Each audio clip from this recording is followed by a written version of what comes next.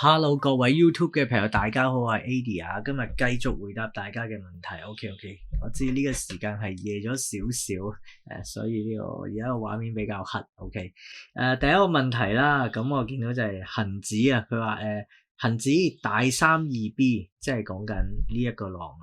OK，等我撳翻幅圖出嚟先。OK，係呢一個。因為我諗大部分人唔識數浪咧，就呢個問題未必睇得明噶啦。不過我覺得都幾值得答嘅。OK，係啦。咁所以我都答啦。不過可能好多人對呢個問題冇興趣嘅。OK，咁我之前嘅數浪咧就係呢個係1，呢個係2。OK，呢個係3，然後咧可能呢個係4，或者呢度先係4。OK，係啦。咁你睇下邊個，然後再行個3嘅5。咁呢個就係大1浪、大2浪同埋大3浪。 OK， 大3浪嘅2即係呢個，咁2有 ABC 嘅，呢度 ABC。咁咧佢個問題就係話恒指大32B 即係呢一個升浪，呢個升浪 OK 係行 expanding flat。 嗱，咁我就呢度唔係 expanding flat， 呢個係 running flat 嚟嘅。 OK， running flat 咧就係呢個 C 浪咧就跌唔穿 A， 呢啲叫 running flat。 如果個 C 係跌穿 A 咧，咁就叫 expanding flat。 好啦，所以而家呢個跌唔穿咧，個 A 浪底咧，呢啲係 running flat 嚟嘅。 OK， 係啦，咁呢個先講一講呢個問題嘅呢個問題裏邊出現嘅第一個問題先。不過我唔係想指出佢嘅問題啊，而我想話呢位聽眾咧似乎都係一個數浪嘅高手嚟嘅。 OK，咁佢就話呢一個不即係佢係講錯咗 expanding flat 同 running flat 啫。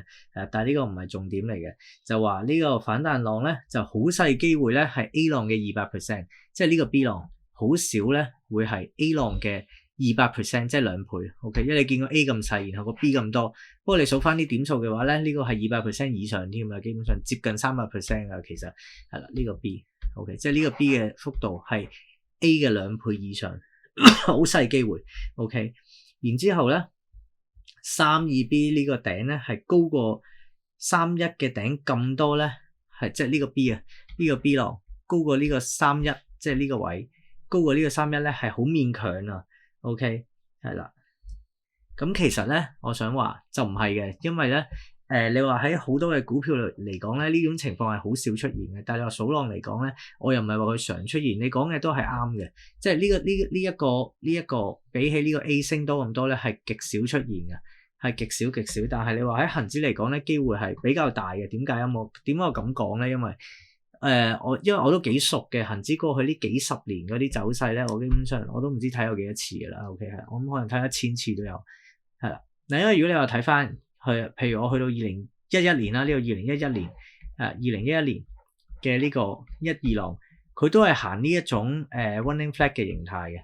當然啦，個 B 係冇而家呢次咁高嘅。咁你話去到呢個16年2月 OK， 2016年2月見底，跟住呢個又係1浪，然後呢個又係2浪嚟嘅，同一個形態嚟嘅。因為你唔係咁數嘅話咧，之後啲浪係完全唔數唔到出嚟㗎。即係你明唔明我意思啊？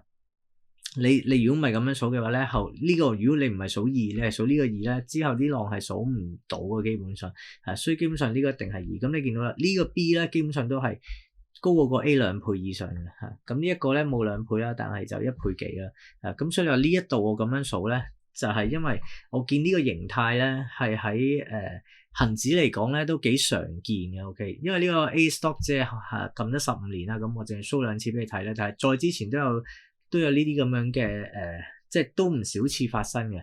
咁我發覺咧，即係數咗咁多年浪啦，數咗20年嘅浪啦。OK， 咁通常某一種形態咧，佢喺某個市場出現嘅時候咧，好多時咧都會不停係同樣嘅浪形，即係例如恒指呢啲2浪成日行 running flat 嘅呢啲形態咧，你會見到都幾常見嘅，係啦，喺恒指嚟講。OK， 咁呢個1浪咧就係行咗個leading diagonal 啦。OK， 因為咁樣，如果你話呢一個我唔係數2嘅 B 嘅話咧，咁你數咩咧？咁呢個數1嘅頂嘅話就變成係呢個係1浪裏邊嘅1、2，咁個3、4、5咧，個3、4、5就變咗係咁。變咗呢個4浪嘅時間同幅度咧，根本係完全唔配合嘅。其實 OK， 咁如果你唔係咁數嘅話，咁你仲可以點數咧？你可以一樣係呢個1、2 OK， 然後呢個咧就變成係3嘅1、3嘅2。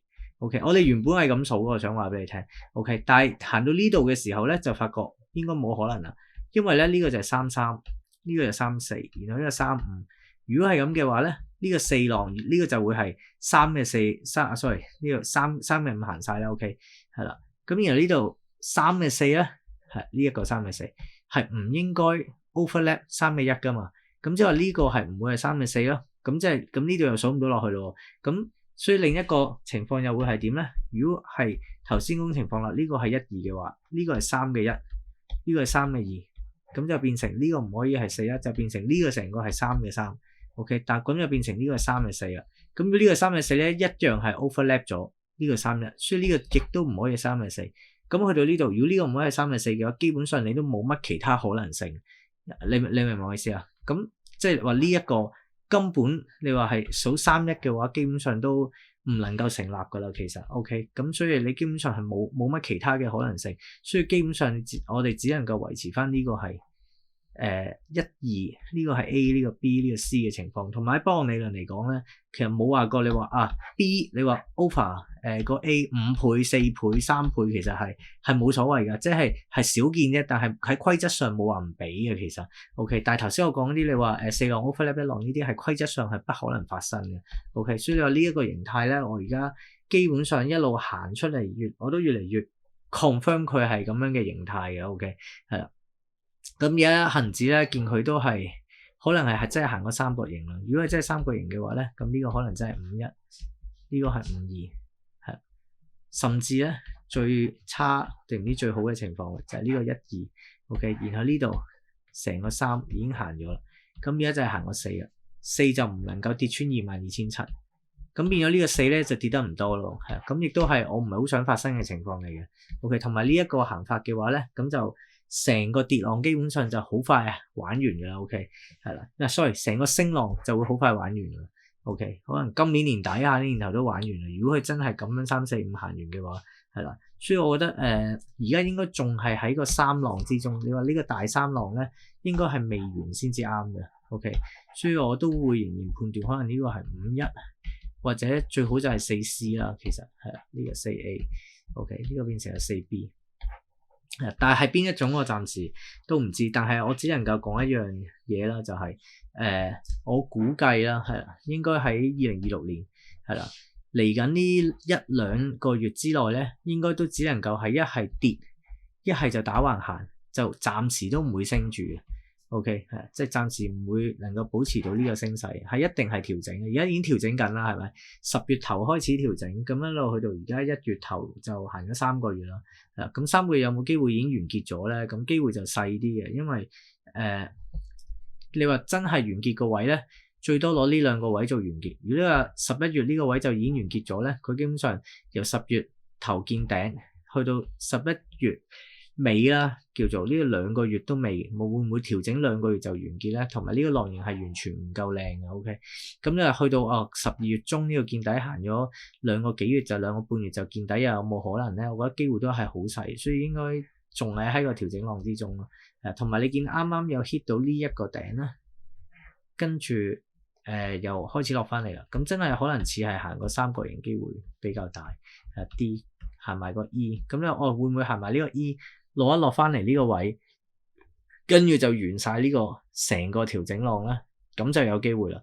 咁即係話有機會係可能係1月或者2月呢啲時間咧，咁就即係1月中1月尾啦，應該行埋呢個，或者2月啦。如果遲嘅話就係啦。咁如果1月尾2月頭大概呢啲位行埋呢個 E 三角形，跟住突破向下就最好啦。但係如果佢真係咁樣向上咧，咁就應該係真係下一個升浪開始咯。咁今年同下年成個股市都係一定係牛市嚟㗎啦。而家係牛市嘅中後段啊，而家係中段嚟嘅，係啦，將會進入中後段㗎啦，嚟緊係。因為呢個牛市基本上都行咗3年㗎啦，差唔多係啊。由22年10月呢度牛市喺呢度開始嘅。OK， 嗰陣時我一早講牛市都冇乜人信啦，你都記得係啊。一路呢度我堅持住係牛市係啦。跟住去到而家係啊，去到呢啲位啲人先覺得係牛市。OK， 咁嚟緊應該仲有3、4、5要行嘅。OK， 咁所以呢2年應該係會不停咁向上，最後個最高位可能係4萬點以上嘅。OK， 有機會，因為呢個位應該係要有歷史新高嘅，以前歷史最高位都係33,484點，咁成交咧都會創歷史新高嘅，最高咧就係6000幾億一日啦。OK， 咁你話去到今年年底啊，或者2027年底嗰啲時間咧，應該會有幾日，甚至唔止幾日嘅時間係6000億成交以上嘅。你話8000億、1萬億成交應該會出現嘅，同埋會有一個歷史新高嘅高位會出現嘅。OK， 咁你計估值我都計到嘅4萬點，其實完全計得到出嚟。OK， 咁呢個就係第一個問題啦。好，第二個問題。想搶先報名 Acer 2026線上線下活動，即刻 scan QR code 留位啦 ！Acer 將會親自拆解2026熱門港股嘅最新高低位，教你用一個方法分清邊啲股票值得出手，等你一生人買啱3次就提早退休。出席活動仲會送你熱門港股嘅8P 高低位，俾你即拎即學即用。所有活動名額有限，而家已經有100幾人排緊隊噶啦！想超前部署，提早留位，即刻留低你嘅聯絡資料。有活動嘅時候，我哋就會優先通知你。記得填埋問卷，因為我哋會優先處理咗填咗問卷嘅朋友仔㗎。就係如果跌落去22,000 ，OK， 跌落去22,000，即係大概呢個位啦。OK， 22,000係啦。牛市仲未完，是否可以 all in？ 嗱，你話跌落22,000呢啲位咧，其實都係合理嘅。OK， 因為你話度翻個趨勢線咧，大概都係呢啲位，係啦。22,000、23,000之間啊，咁你話如果跟翻呢條趨勢線嘅話咧，21,000就冇乜可能啦，係咪？但係唔知啊，係啊，佢亦都可以穿一穿，然後上都有機會嘅，雖然機會唔係好大。OK， 咁你話係咪？如果跌落去22,000，牛市仲未完就可以 all in？其實唔係咁樣諗嘅，係啊，即係諗嘅唔係話係跌到呢啲位我就可以 all in 啦咁樣，唔係即係投機。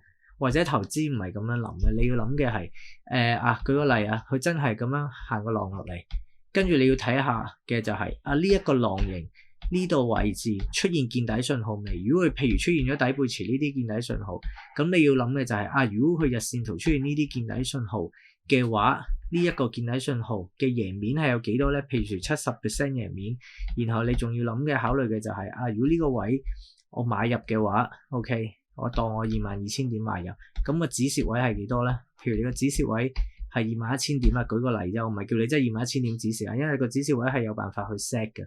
咁你可能就輸1000點啦。OK， 咁你睇下上望幾多喎 ？OK， 咁你上望，咁你要計啦，唔係就咁亂噏啦，唔係話就咁亂噏4萬點咁樣啦。我舉個例3萬先。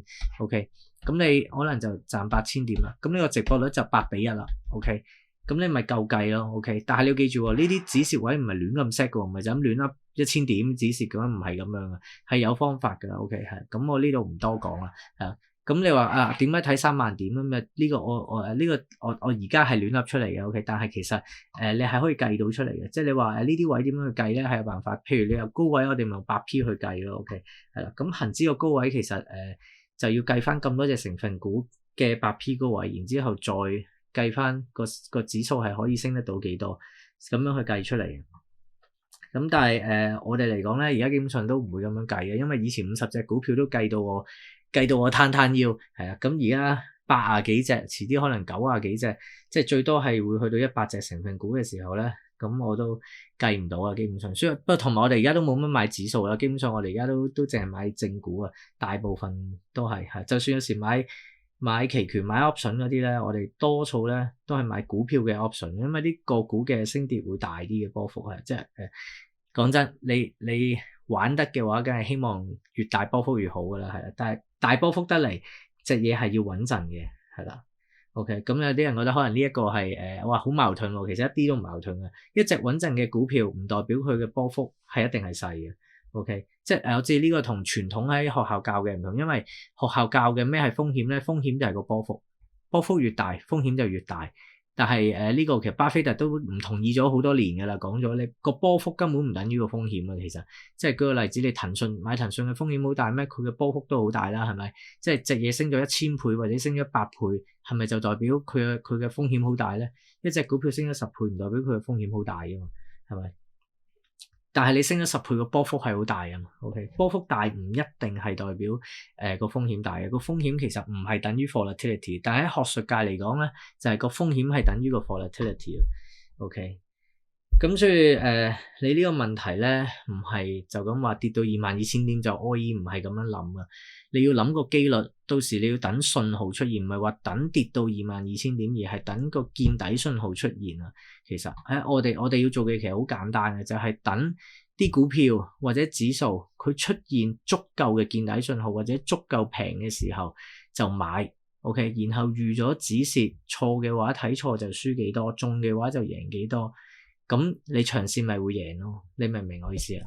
唔係就咁盲目咁樣聽人噏啊，跌到22,000定21,000，跟住就可以 all in， 跟住但係你連升到幾多你都冇問啊，你個問題非常之唔完整啊，所以呢個問題係一定係 low 嘅，即係如果答你呢個問題 OK。 好，下一個問題9973奇瑞汽車 Acer 點睇？呢啲新股咧我通常都唔會買嘅，即係太新，係呢啲太新啦，你上咗市幾個月啫嘛，同埋個圖嚟講咧，好似啱啱早幾日都有人問過，呢啲圖通常都未跌完嘅，通常會再穿底嘅。OK， 不過其實我見到有人你咁樣問啦，即係都幾個人咁樣問過咧，所以我都係咁望一望嘅呢隻係啊，其實佢係中國內地咧最大嘅自家品牌嘅車廠嚟嘅，咁佢都係啱啱今年先上市啦，所以8P 睇唔到嘅，不過可以睇到啲嘢咧就係。譬如今年預期嘅 PS 講緊係0.39倍，其實都非常平嘅。咁當然啦，你話我已經冇過去呢隻嘢冇過去上市嘅記錄，你點知佢平啊 ？OK， 咁梗係唔知啦，係啦。咁但係都有辦法知嘅。咁就係點知咧？就係同其他嘅車廠比較咯，係啦。咁其他車廠咧基本上啲低位都係0.3至0.5倍 PS 嘅，高位可以去到1倍甚至2倍 PS 嘅。咁所以你話而家0.39倍 PS 呢啲位置咧，講真係算係非常之平嘅。但我圖表上係未見底。OK， 呢間嘢係仲大過吉利嘅，係啊，佢之前係賣緊200幾萬架車一年，係啦。今年2026年佢哋預期就300幾萬架車咯賣。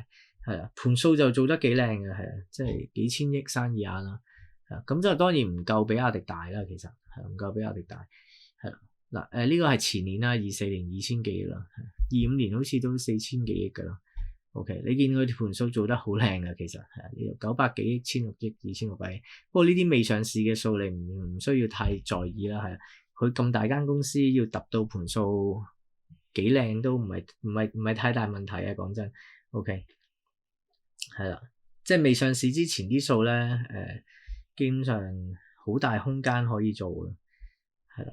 好，繼續啊，請有機會解釋下咩叫8P？什麼叫8P？8P 咧就係用8個方法、8個指標嚟到去計一隻股票究竟係平定係貴，係啦。佢而家係咪足夠平定係足夠貴？即係我舉個例子啊，譬如睇先，譬如388啦 ，OK， 我哋成日都用388去講噶。嗱，你譬如388，咁你見到啦，呢個由2010年開始，佢嘅每年最高 PE 你見到啦，最起碼咧都38倍，呢啲60倍添啦，38倍最低噶啦，呢啲係38倍，係啦，其他啲年份咧你見到都係39倍、40倍、40幾倍啊，得呢幾次咧 ，OK。過去呢啲你見到15年嚟講咧，都係得4次係唔夠40倍嘅啫，而最起碼都升到38倍嘅，即係你可以預期應該係暫時過去歷史嘅記錄嚟講咧，100% 嘅記錄過去啊，唔代表將來唔代表將來一定會持續發生嘅呢樣嘢，係啦，暫時嚟講咧，歷史嘅記錄咧就係100%。最少每一年都升到38倍 PE 嘅 ，OK 係啦。而正常嚟講，平均係40幾倍嘅，而歷史最高係60倍。但係你見到啦，都係得2年嘅啫。OK， 其實呢度同一次嚟嘅，2021同2022同一個頂部嚟嘅，因為呢個係 OK， 即係個頂啱啱係橫跨咗2122啫。OK， 咁所以呢一個咧就係8P 嘅高位咯，我哋叫即係你去判斷，我哋判斷港交所平定貴嘅時候，就係佢如果 over 38倍 PE、40倍 PE 呢啲位咧，我哋係一定會賣出嘅，一定會走嘅。OK， 係啦。咁咩叫低位咧？低位就係佢嘅每年最低 PE 係幾多啊？咁你見到啦，佢每年最低譬如21倍啦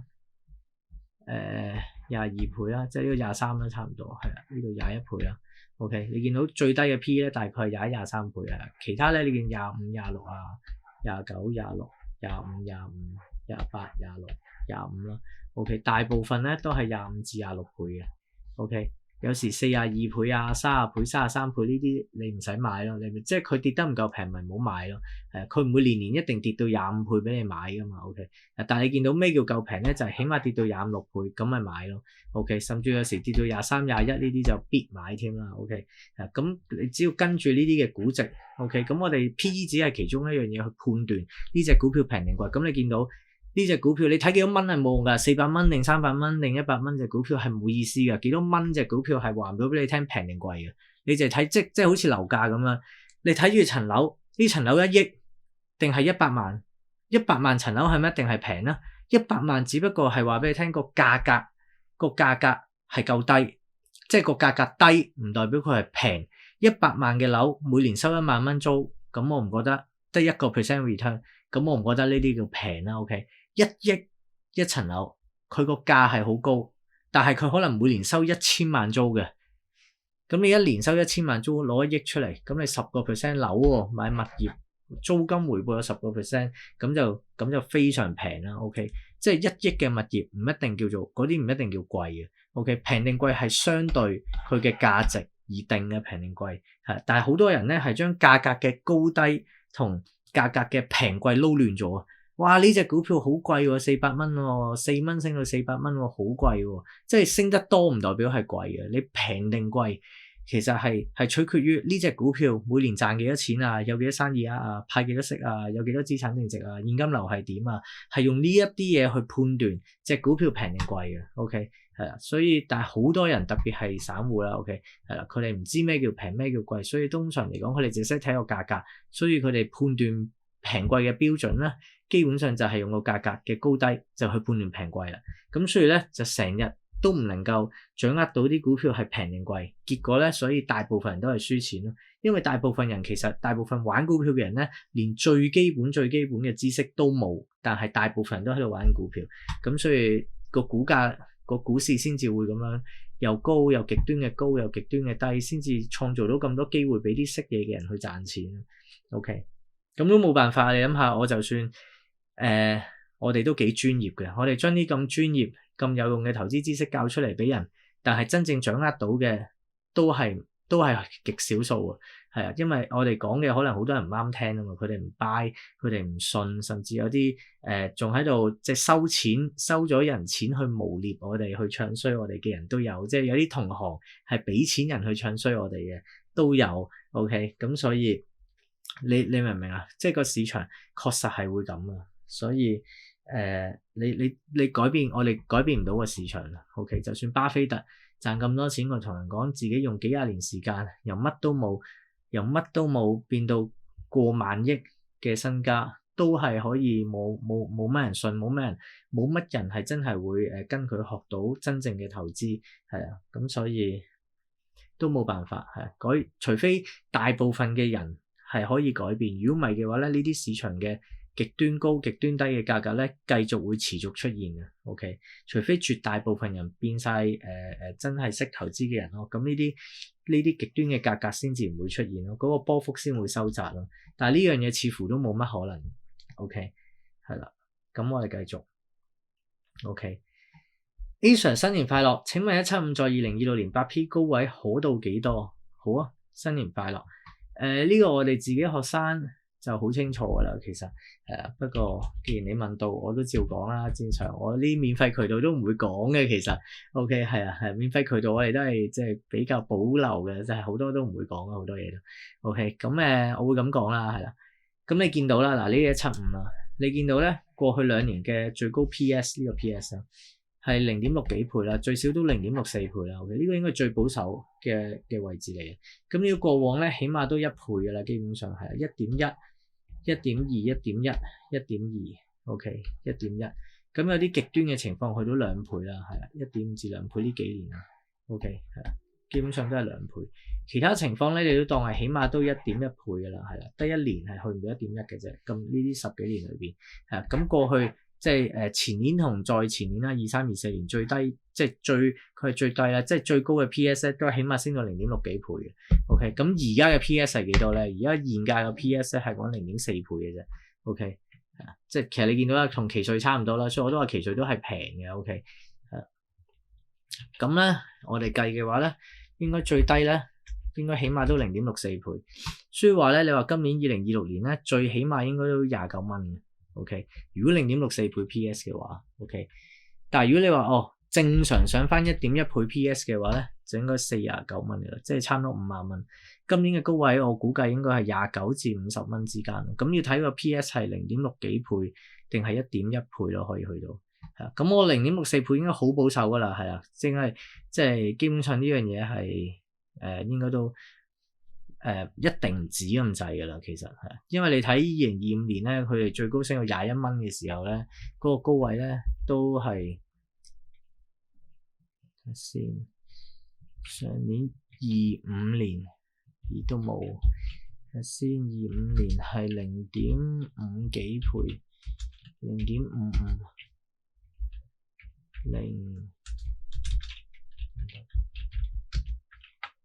係啦。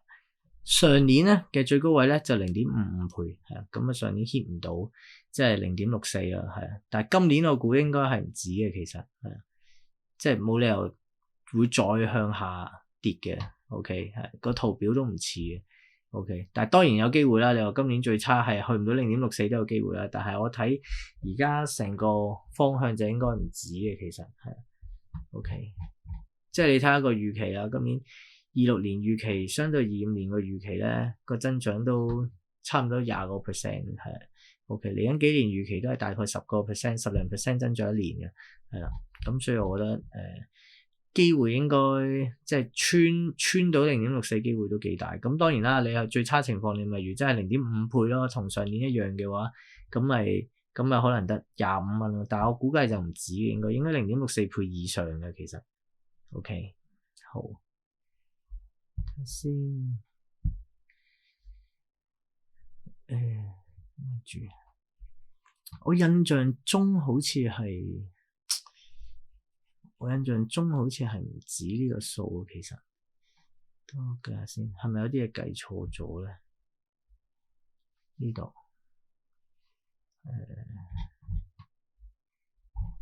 度睇下先，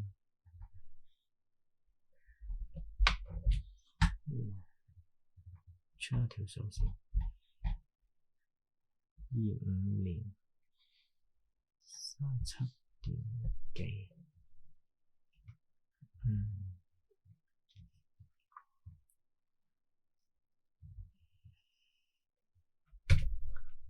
OK， 唔緊要咯，就咁。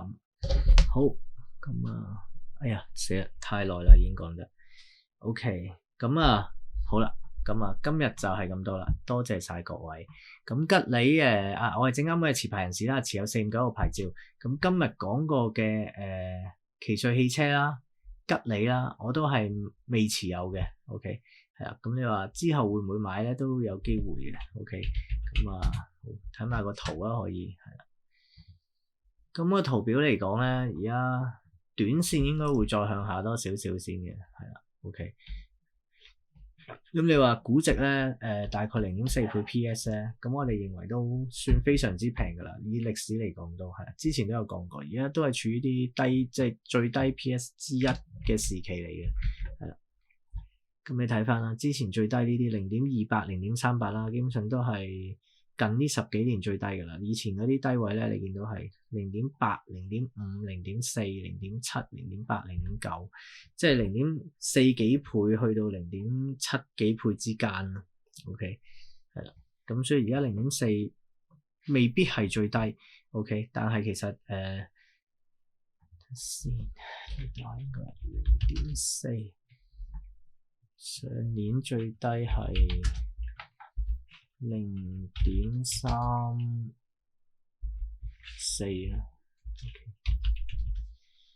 係啦，上年最低位咧就係0.34倍 PS 啊，咁啊而家0.4有機會跌多，可能跌多10% 咯，最差情況，我估計應該低唔過上年啲低位嘅。OK， 即係大概12個幾呢啲應該去唔到嘅，最低可能有機會你話真係插多一下嘅話，可能14-15蚊有機會嘅，但係要睇下呢下跌唔跌得穿落去咯，係啊，睇下呢下跌唔跌得穿之前呢個低位。